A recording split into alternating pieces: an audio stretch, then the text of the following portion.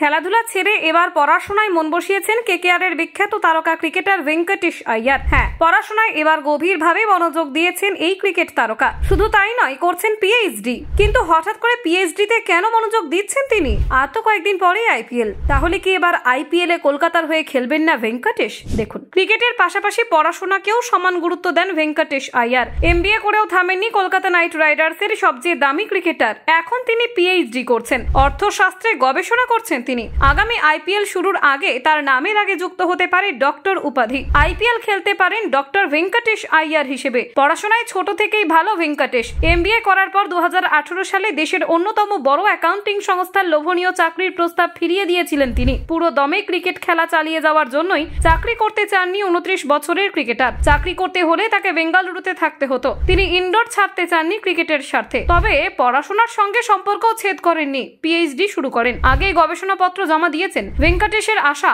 আগামী আইপিএল এর আগে পেয়ে যাবেন ডিগ্রি। এক সাক্ষাৎকারে ভেঙ্কটেশ বলেছেন, আমার মতো ক্রিকেটারদের উচিত নিজেদের শিক্ষিত করা। শুধু ক্রিকেটীয় জ্ঞান নয়, সাধারণ জ্ঞান বৃদ্ধিও জরুরি। কেউ স্নাতক বা স্নাতকোত্তর স্তর পর্যন্ত পড়াশোনা করার সুযোগ পেলে অবশ্যই করা উচিত। যেমন আমি অর্থশাস্ত্রে পিএইচডি করছি, পরের বার আমাকে ডক্টর ভেঙ্কটেশ আইয়ার বলে সম্বোধন করতেই পারেন। নিজের পড়াশোনার ব্যাপারে কেকেআরের ক্রিকেটার আরও বলেছেন, আমি বেশ রক্ষণশীল পরিবারে বড় হয়েছি। মধ্যবিত্ত পরিবারের অভিভাবকেরা চান না সন্তানেরা শুধু খেলা নিয়ে থাকুক। তাছাড়া ছোট থেকে পড়াশোনায় খারাপ ছিলাম না। বাবা মা চাইতেন পড়াশোনার পাশাপাশি ক্রিকেটও মন দিয়ে চালিয়ে যায়। মধ্যপ্রদেশ দলে নতুন কেউ এলেও আমি প্রথমে জানতে চাই সে পড়াশোনা করেছে কিনা। পড়াশোনা এমন একটা জিনিস যেটা সারা জীবন আপনাকে সঙ্গ দেবে। 60 বছর বয়স পর্যন্ত কেউ ক্রিকেট খেলতে পারে না। ক্রিকেটের পরেও জীবন রয়েছে। জীবনে সত্যি শ্রেষ্ঠত্ব অর্জন করতে চাইলে শিক্ষিত হতেই হবে। ক্রিকেটীয় ব্যস্ততার মধ্যে কিভাবে পিএইচডি করছেন? ভেঙ্কটেশ বলেছেন, খেলা থেকে দূরে থাকার সঠিক সুযোগ আমাকে করে দেয় পড়াশোনা। আমি সব সময় মোটেও ক্রিকেট নিয়ে ভাবি না, ক্রিকেট নিয়ে থাকিও না। তাতে অযথা চাপ তৈরি হয়। তাছাড়া একসঙ্গে দুটো চালিয়ে যেতে পারলে ক্ষতি কি? আমি নিজেকে সবসময় শিক্ষিত করতে চেয়েছি। পড়াশোনা করার জন্য খেলার সময় মাঠে সঠিক সিদ্ধান্ত নিতেও সুবিধা হয় আমার। অনেক সময় এমন পরিস্থিতি তৈরি হয় যেখানে ক্রিকেটীয় দক্ষতার থেকেও